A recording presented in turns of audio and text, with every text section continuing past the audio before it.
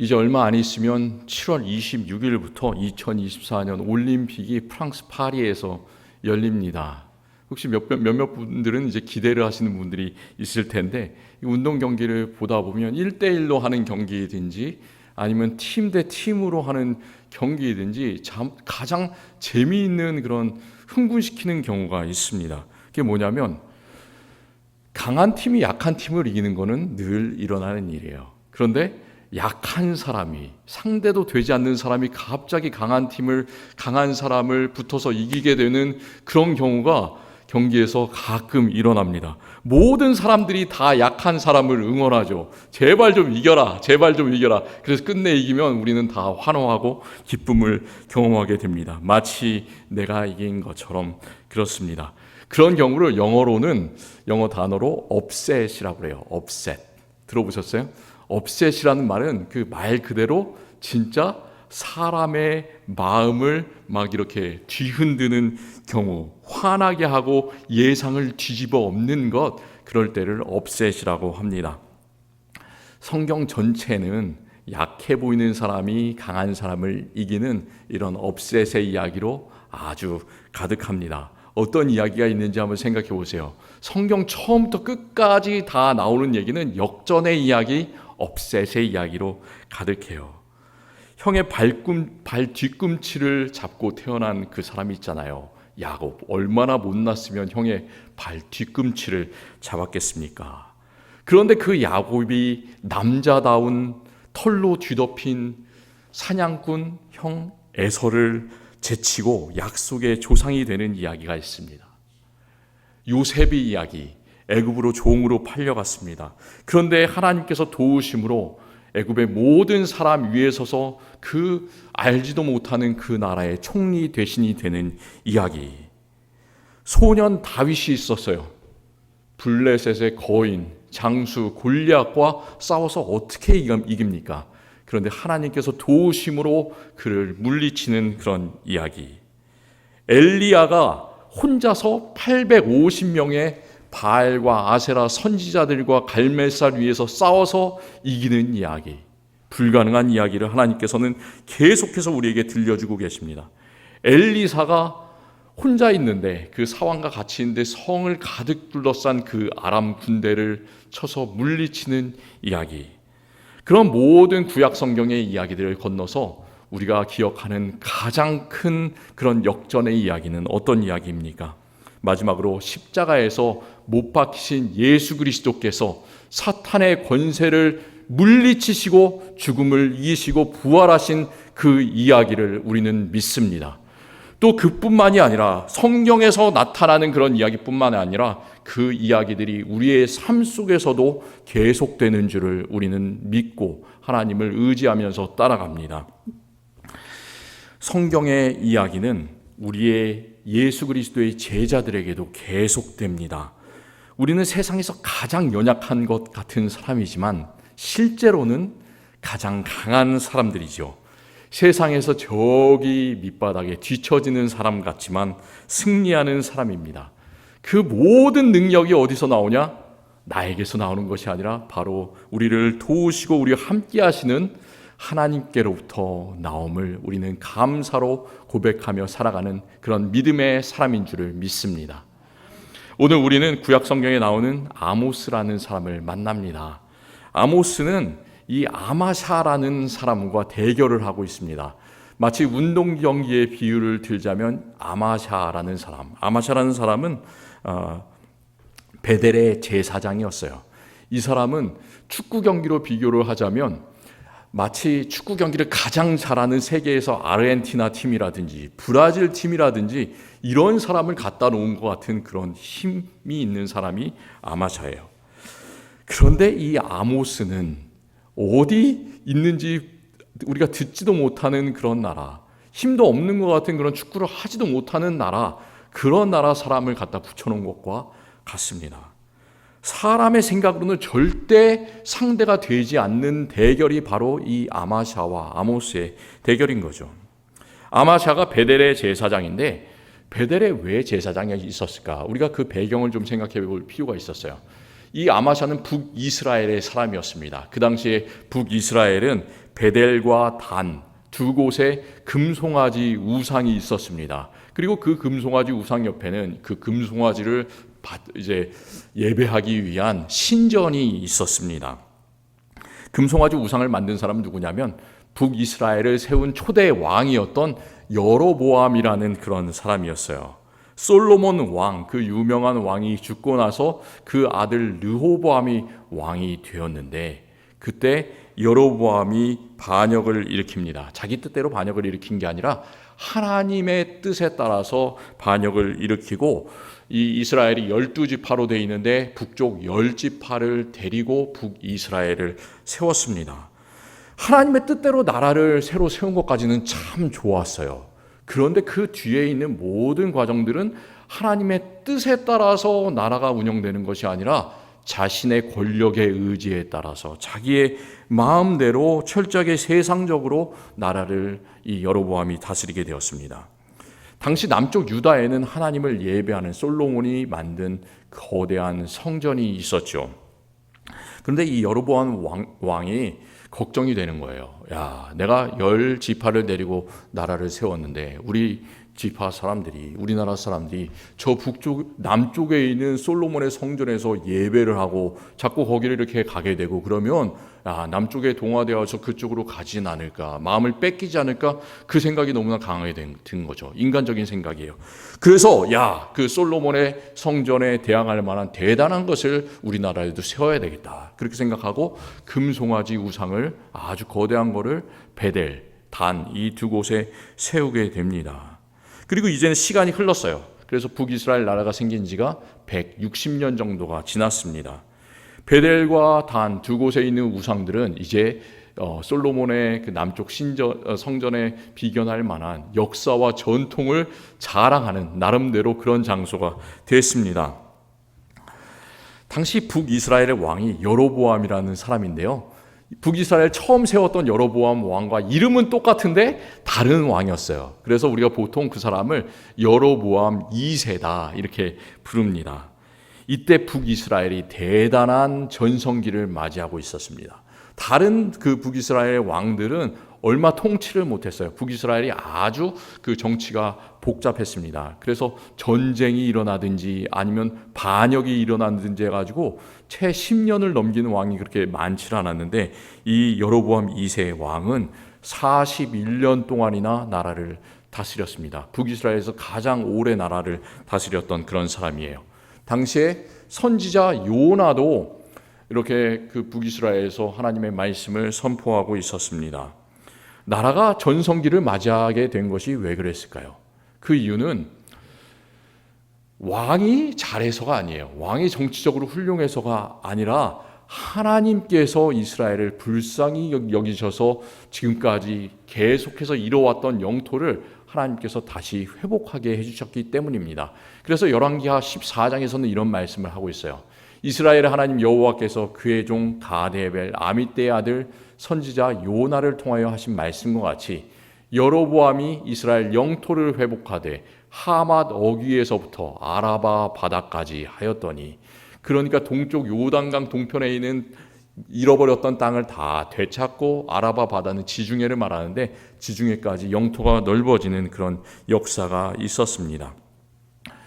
그 넓은 땅을 가진 막강한 왕이 뒤를 받쳐주고 있는 베델의 신전 제사장, 그러니까 얼마나 이 힘이 막강하겠습니까? 아마샤는 참 큰 권력을 가진 사람이었습니다. 그에 비해서 오늘 우리가 읽은 말씀에 나오는 아모스는 아무것도 내세울 것이 없는 사람이었어요. 아모스 1장 1절이 그 사람의 배경에 대해서 말씀을 하고 있습니다. 유다 왕 우시아의 시대, 곧 이스라엘 왕 요아스의 아들 여로보암의 시대 지진 전 2년에 드고와 목자 중 아모스가 이스라엘에 대하여 이상으로 받은 말씀이라. 이 말씀에 따르면 그의 고향이 어디냐면 드고아라는 그런 지역이라고 말합니다. 그곳이 어디냐면 예수님께서 나신 곳 베들레헴에서부터 약 남쪽으로 8km 정도 떨어진 아주 작은 시골 마을입니다. 농촌 양을 치던 시골 마을인데, 아모스는 원래 선지자가 아니었어요. 원래 제사장도 아니고 양을 치던 그냥 평범한 목자였어요. 남쪽 유다에 있었던 시골 목자가 지금 남쪽 유다보다 훨씬 더 힘이 센 북쪽 이스라엘에 가서 하나님의 받은 말씀을 전한다고 합니다. 얼마나 그 북쪽 사람들이 볼 때 우습습니까? 그것도 어떤 사람 앞에서, 베델의 신전 제사장 아마샤 앞에서, 그 권력자 앞에서 이 목자가 아무 이름 없는 사람이 하나님의 말씀을 전한다고 그러니까 얼마나 우습고 그게 무슨 사람들한테 소용이 있겠습니까? 그런데 참 놀라운 일은 아모스는 절대로 뒤로 물러서지 않습니다. 나라는 겉으로 잘 나가고 있는 것 같아요. 그런데 왕과 귀족들의 부패는 나라에서 크게 달했습니다. 그 당시 권력자들이 어떻게 살고 있었는지를 아모스 6장에서 하나님께서 말씀을 선포하고 계신데, 우리도 참 이렇게 살았으면 좋겠다라는 그런 생각을 할 때가 있지 않습니까? 이 사람 침대가 뭐냐면, 이 귀족들과 왕이 눕는 침대는 상에 누우며, 코끼리 상아로 만든 그 대단한 상에 눕는 거예요. 침상에서 기지개를 펴며, 얼마나 할 일이 없습니까? 기지개 펴면서 아주 좋게 일어나요. 양떼에서 어린 양과 우리에서 송아지를 잡아서 먹고, 대접으로 포도주를 마시며, 작은 글래스가 아니라 그냥 대접으로 포도주를 마시고 귀한 기름을 몸에 바르면서 요셉의 환난에 대해서는, 그 나라의 환난에 대해서는 전혀 근심하지 아니하는 사람들이 바로 그 귀족들, 왕이었습니다. 이 모습들을 보면 얼마나 나라의 높은 사람들이 자기의 배만 불리고 있었는지, 그리고 가난한 사람을 등쳐먹고 있었는지, 하나님께서 공평한 통치를 바라시는지 그것과는 전혀 관계가 없는 그런 삶을 살아가고 있었는지를 우리가 볼 수가 있습니다. 그런데 아모스는 뭐라고 말하냐? 너희가 이렇게 하기 때문에 그 나라가 강대국에 사로잡혀 갈 것이다. 그리고 하나님께서 나라를 멸망시키실 것이다. 이렇게 강력하게 예언을 하고 있습니다. 그러면서 하나님의 귀한 말씀을 선포하는데, 그것은 하나님께서는 오직 정의를 물같이, 공의를 마르지 않는 강같이 흐르게 할지어다. 그것이 모든 사람들에게, 그리고 높은 사람들에게 원하는 하나님의 뜻입니다. 우리에게 원하시는 하나님의 뜻이 바로 이 말씀이죠. 그런 선포를 이 제사장 아마샤가 들었습니다. 어떻게 생각이 들었을까요? 무슨 저런 같지 않은 말을 하냐, 이렇게 얘기를 했죠. 그러면서 그 마음이 견딜 수가 없었어요. 그래서 아모스가 하는 말을 아주 높은 그 왕에게, 여로보암 왕에게 일러 바칩니다. 그러면서 왕에게 하는 말이, 저 사람이 이스라엘을 반역해서 모반을 꾀하고 있습니다. 혼내주십시오. 이렇게 이야기를 합니다. 그리고 그 아모스 앞에서 이제 왕의 든든한 후원을 받았으니까 자신의 권력을 드러내면서 아모스를 아주 거친 말로 조롱을 합니다. 이런 모습들이 우리 삶에서도 자주 나타나는데, 그 제사장 아마샤가 뭐라고 얘기하냐면, 아모스에게 이르되 선견자야, 너는 유다 땅으로 도망하여 가서 거기서나 떡을 먹으며 거기서나 예언하고 다시는 베델에서 예언하지 말라. 이는 왕의 성소요 나라의 궁궐임이니라. 이렇게 아주 고상한 말로 성경에 쓰여져 있기 때문에 이 말의 뉘앙스가 어조가 어느 정도 센 말인지를 우리가 잘 알 수가 없어요. 근데 이게 아주 정치적인 그런 말입니다. 어제 미국에 큰 사건이 있었잖아요. 그렇잖아요. 그 이제 대통령 선거가 얼마 앞으로 다가오고 있는데, 유세장에서 총격 사건이 일어나서 아주 큰 일이 있을 뻔했습니다. 서로 간의 그런 미움들이, 갈등이 극으로 치닫고 있습니다. 그런데 그 갈등이 지금만 있는 것이 아니라 옛날 이때도, 성경의 당시에서도 그런 모습이 있었다는 거죠. 코로나 바이러스가 한창이던 2020년 한번 생각해 보시기를 바랍니다. 바이러스가 생기고 이제 돌기 시작하고 많은 사람들이 아프기 시작하니까 미국의 많은 사람들이 그 바이러스를 뭐라고 불렀냐면 우한 바이러스라고 불렀습니다. 기억나십니까? 우한 바이러스. 바이러스가 중국 우한이라는 곳에서 처음 나왔다고 해서 중국인을 포함해서 모든 아시아 사람들이 아주 심한 인종차별을 당했습니다. 대도시에서 그냥 길을 걸어갔어요. 그리고 지하철을 탔는데 갑자기 폭행을 당하는 그런 일이 비일비재하게 일어났습니다. 그리고 너네 나라로 돌아가라, 이런 폭언을 아무 데서나 사람들이 듣게 되었습니다. 그 사람이 미국에 10년을 살았던 30년을 살았던, 미국에서 평생을 살고 이곳에서 태어났던 간에 아무런 관계가 없이 그런 차별을 당하는 거예요. 그 사람이 미국 사람이든지, 그 사람이 국적이 중국 사람이든지 한국 사람이든지 아무런 관계가 없었어요. 그저 우리가 생김새가 혈통이 아시안인이라는 그런 이유만으로 그 사람의 모든 인격과 모든 것들은 다 무시되고 그냥 피부색에 의해서 평가를 받게 되는 그런 끔찍한 세상이 오게 되었습니다. 아마샤가 아모스에게 던지는 이 말도 그런 인종 차별주의자들의 폭언하고 크게 다르지를 않습니다.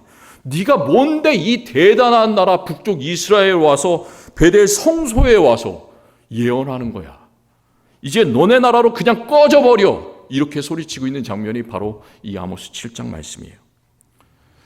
아모스의 반응을 한번 보시기를 바라요.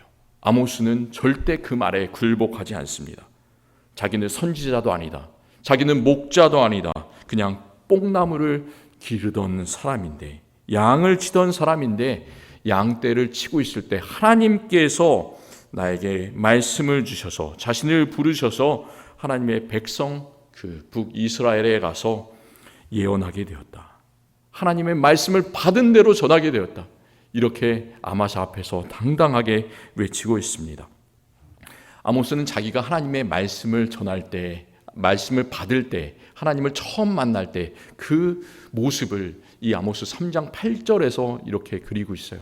사자가 부르짖은즉 누가 두려워하지 아니하겠느냐. 주 여호와께서 말씀하신즉 누가 예언하지 아니하겠느냐. 하나님께서 나에게 말씀을 주시면 나는 말할 수밖에 없다는 거예요.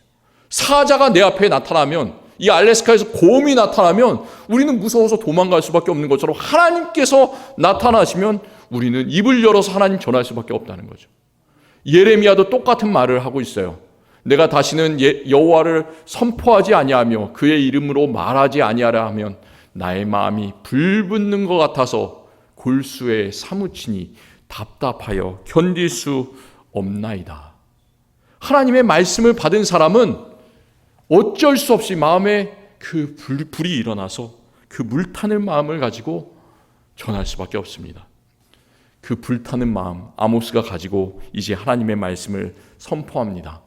자기의 국적, 자기의 신분, 자기의 모든 그런 상황들이 다 하나님의 말씀을 그 북쪽 이스라엘에서 선포할 수 없는, 귀족들 앞에서 선포할 수 없는 그런 상황이었지만 이 사람이 붙드는 것 오직 한 가지밖에 없었습니다. 하나님께서 주신 그 말씀 하나만 붙잡고 나아갑니다. 하나님께서 선포하게 하시니 나는 그 말씀을 있는 그대로 선포합니다. 이렇게 담대한 마음으로 나아갔습니다.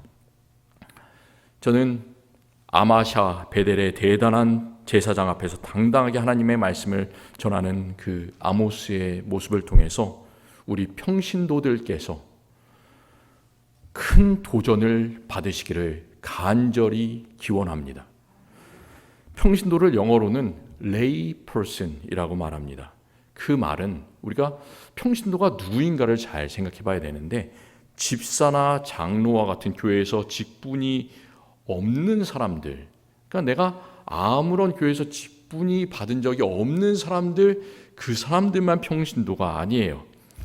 신학 훈련을 받지 않고 또 말씀과 성례전의 목사로 섬기는 저 같은 안수받은 목사들을 제외한 모든 사람들은 다 평신도라고 불립니다.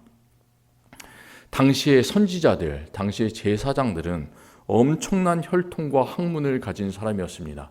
성경에서도 그 혈통과 학문에 대해서 배경이 나오는데, 예를 들어서 구약성경 뒷부분에 있는 스바냐 선지자의 배경은 이렇게 깁니다. 아몬의 아들 유다왕 요시아의 시대에 스바냐에게 임한 여호와의 말씀이라. 스바냐는 히스기야의 현손이요 아마리아의 증손이요 그다랴의 손자요 구시의 아들이었더라. 왜 이렇게 배경을 길게 설명하냐면, 이 사람은 누가 이 사람의 고조 할아버지였다고요? 히스기야가 이 사람의 고조 할아버지. 히스기야는 유다의 개혁을 일으킨 아주 대단한 왕이었잖아요. 그러니까 이 사람은 왕족이라는 말이에요. 왕족인데 선지자가 되었다, 그런 말입니다. 그렇기 때문에 배경을 이야기하고 있습니다.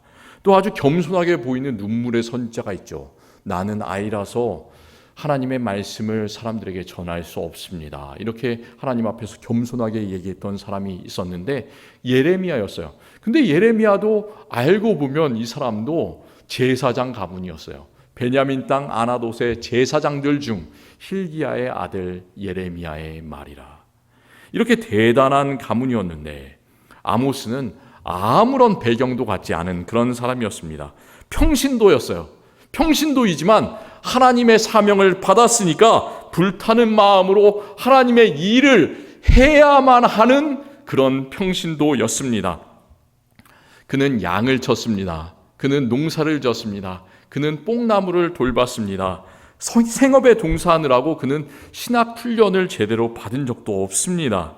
그런데 그런 사람이 하나님께서 그에게 말씀해 주시는 대로 자기 나라가 아니라 북쪽의 다른 나라로 건너가서 담대하게 이스라엘의 멸망을 선포하고 백성들의 회개를 선포했습니다. 아모스는 제대로 신학훈련을 받은 선지자들 못지않게 하나님의 말씀을 생생하고 솔직하게 자신의 삶의 근거에서 선포합니다. 똑똑한 사람들 이야기만 성경에 기록된 것이 아니에요. 이 사람은 목자고 농부였지만 이 사람이 선포한 그 이야기가 가장 중요한 이야기로 구약 성경에 기록되어 있습니다. 우리는 평신도들이 살아야 교회가 살아갈 수 있는 그런 시대에 살고 있습니다. 하나님께서 우리 모두에게 성령의 은사를 주시고 우리 모두를 하나님의 일을 하는 귀한 사람으로 세워주셨습니다. 그러나 너희는 택하신 족속이요 왕 같은 제사장들이요 거룩한 나라요 그의 소유가 된 백성이니 이는 너희를 어두운 데서 불러내어 그의 기이한 빛에 들어가게 하신 이의 아름다운 덕을 선포하게 하려 하심이라. 이 말씀에서 너희는 택하신 족속, 너희는 왕 같은 제사장 이렇게 말하는데 이 너희라고 얘기하는 것은 부르심을 받은 말씀과 성례전의 목사들만 가리키는 것이 아닙니다. 하나님께서 베드로를 통해서 이 하신 말씀은 우리 모든 평신도들을 택하신 족속과 왕 같은 제사장과 거룩한 나라와 하나님의 백성으로 세우신 하나님의 놀라운 계획을 말씀하고 있습니다. 우리는 모두 다 사명을 받은 사람들입니다. 그리고 예수 그리스도의 복음을 전해야만 하는 그런 사람들입니다. 그렇다면 어떻게 하나님께서 평신도에게 주신 사명을 우리가 잘 감당할 수 있겠습니까? 우리가 무엇을 해야 되겠습니까? 제가 우리 성도님들께 두 가지를 당부하고 싶습니다. 첫 번째는 하나님의 말씀과 기도로 훈련되시기를 바랍니다. 바울은 고린도 교회 성도들의 낮은 영적인 상태에 대해서 참 안타까워하면서 이런 말씀을 하고 있습니다. 내가 너희를 저주로 먹이고 밥으로 아니하였노니 이는 너희가 감당하지 못하였음이거니와 지금도 못하리라. 성도들을 자라나지 못하게 했던 것들이 있었어요. 고린도 교회 성도들을 자라나지 못하게 했던 것은 육신에 속한 그들의 모습이었습니다. 육신에 있는 정욕, 그리고 또 육신에 있는 시기와 분쟁이 그들을 마치 예수님께서 말씀하신 마태복음 13장에 있는 천국의 비유의 말씀처럼 가시 덤불이 되어서 말씀이 자라나지 못하도록 방해하고 있었습니다. 밥을 먹을 수 있는 성도님들이 꼭 되시기를 바랍니다. 그 밥을 영어 성경에는 solid food라고 되어 있습니다. 연약한 음식뿐만이 아니라 아주 딱딱한 음식까지 잘 받아 드실 수 있는 성도님들이 되시기를 바랍니다. 때때로 말씀이 진짜 딱딱할 때가 있습니다. 왜 저런 말씀이 나에게 들려지나? 왜 성경 말씀이 나의 마음속에 이렇게 사무치나? 난 하나님 싫어? 난 목사님 싫어? 나는 성도들 싫어? 이렇게 생각할 수도 있어요. 그렇지만 그것들을 다 극복하시기를 바랍니다. 딱딱한 음식을 뜯어 먹을 때 하나님께서 그 안에서 놀라운 역사를, 마음이 부드러워지고 하나님께로 드려지는 역사를 나에게 주시는 줄로 믿으시면서 하나님께 나아가시기를 바랍니다. 두 번째 당부드리고 싶은 것은 평신도의 사명을 잘 감당하기 위해서 서로를 잘 돌아보시기를 간절히 바랍니다. 히브리서 기자는 박해를 당해서 여러 곳으로 흩어진 나그네와 같은 이 기독교인들에게 이런 말씀을 하고 있습니다. 서로 돌아보아 사랑과 선행을 격려하며 모이기를 피하는 어떤 사람들의 습관과 같이 하지 말고 오직 권하여 그날이 가까움을 볼수록 더욱 그리하자. 우리는 하나님의 날이 가까워지는 그날에 살고 있습니다. 종말의 시기에 살고 있습니다. 그 날이 가까워짐을 볼수록 서로 돌아보라고 하고 있습니다. 평신도는 목사가 돌아볼 수 없는 것을 돌아볼 수 있는 큰 능력이 있는 그런 사람들입니다. 교회 안에서는 가까운 형제, 가까운 자매들의 사정을 목사보다 더 잘 알고 그 사람에게 나아가서 사랑스러운 말과 행동으로 권면할 수 있는 사람이 평신도예요.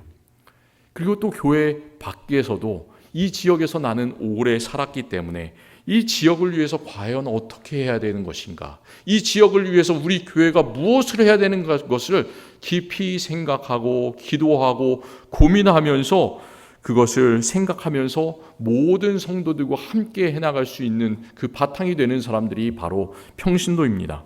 심지어 아모스가 했던 것을 생각해 보시기를 바랍니다. 아모스는 평신도였지만 북이스라엘과 또 그 나라를 둘러싼 아모스 1장에 보면 모든 열방을 바라보면서 그 나라에 대해서 선포를 하고 있어요. 공의가 마르지 않는 강같이 흐르는 사회의 정의를 외쳤습니다. 그것이 목사가 한 것이 아니라 바로 평신도 아모스가 했다는 것 기억하시기를 바랍니다. 우리는 때때로 마음이 참 작아질 때가 있습니다. 쪼그라질 때가 있어요. 때때로 골리앗 앞에 서 있는 소년 다윗과 같은 그런 마음을 가질 때가 있습니다. 거대한 사회 질서가 있는데, 점차 험해져만 가는 이 복잡한 세상이 있는데, 나는 마치 거기에 있는 먼지와 같이, 기계의 부속품과 같이 아무것도 아닌 것을 느낄 때가 참 많이 있습니다. 그런데 다윗이 골리앗한테 어떻게 외칩니까? 전혀 주눅들지 않았어요. 그래서 블레셋 사람에게 이르되 너는 칼과 창과 단창으로 내게 나아오거니와 나는 만군의 여호와 이름 곧 너가 모욕하는 이스라엘 군대의 하나님의 이름으로 내게 나아가노라. 이 말을 선포하고 바로 나아가서 그를 물리쳐 이깁니다. 자기가 힘이 있기 때문에 이기는 것이 아니에요. 그 뒤에 하나님께서 계시기 때문에, 하나님께서 우리에게 기적을 일으켜 주시기 때문에 다윗은 승리를 얻었고 우리는 승리를 얻게 되는 줄로 아시고 나아가시기를 바랍니다. 기적의 주인공이 되시는 평신도들 다 되시기를 바랍니다. 아모스와 같이 세상에 굴복하지 않는 평신도들이 다 되시기를 바랍니다. 교회와 세상을 돌아보고 섬기는 우리들 하나님께 나아갈 때 하나님께서는 착하고 충성된 종아 우리를 칭찬해 주시고 하나님 나라의 기둥으로 굳게 세우심을 믿습니다. 기도하겠습니다.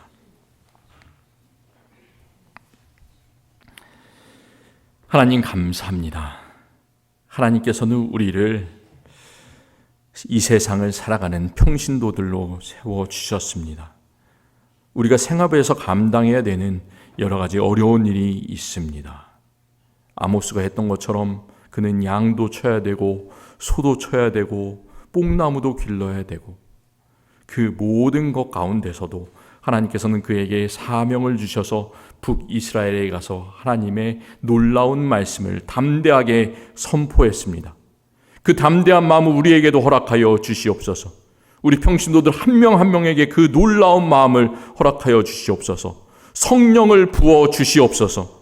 그래서 우리들이 일어나서 하나님을 섬기며 이웃을 섬기며 이 세상을 향해서 하나님의 말씀을 선포하며 담대하게 나아갈 수 있는 사람들이 다 되게 주님께서 역사하여 주시옵소서. 예수 그리스도의 이름으로 기도합니다. 아멘.